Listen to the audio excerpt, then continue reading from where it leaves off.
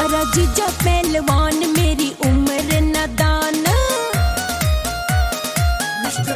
हाँ थारा जीजा पहलवान मेरी उम्र नादान। घर आलिया ने मिलाई न जोट सखियो डेली हो डेली खाड़े में घुमावे सलंगोट सखियो। डेली खाड़े में घुमावे सलंगोट सखियो।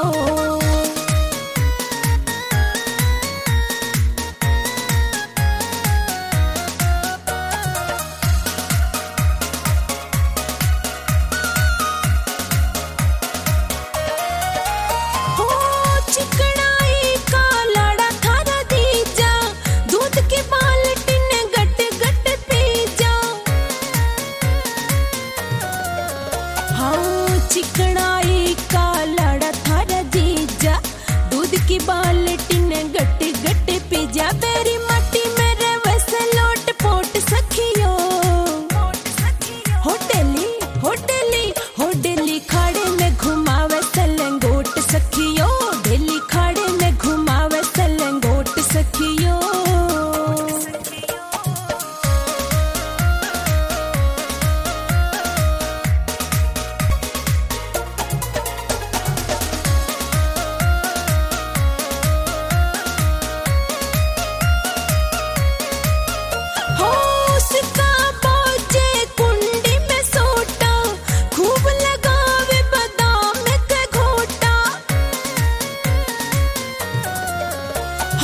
उसका बाजे कुंडी में सोटा खूब लगावे बादाम के घोटा। बेरी मेरे पे फुड़वावे अखरोट सखियो।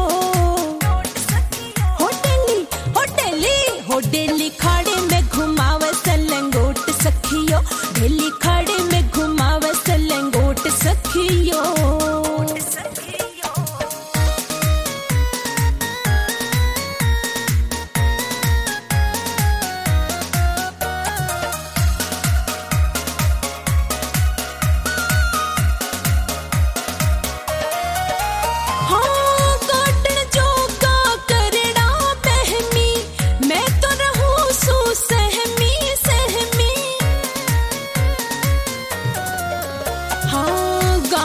जोगा करड़ा बहमी मैं तो रहूं सू सहमी। झूठी ना एक भी रिपोर्ट सखियो। होटली खाड़े में घुमावे सलंगोट सखियो। डेली खाड़े में घुमावे सलंगोट सखियो।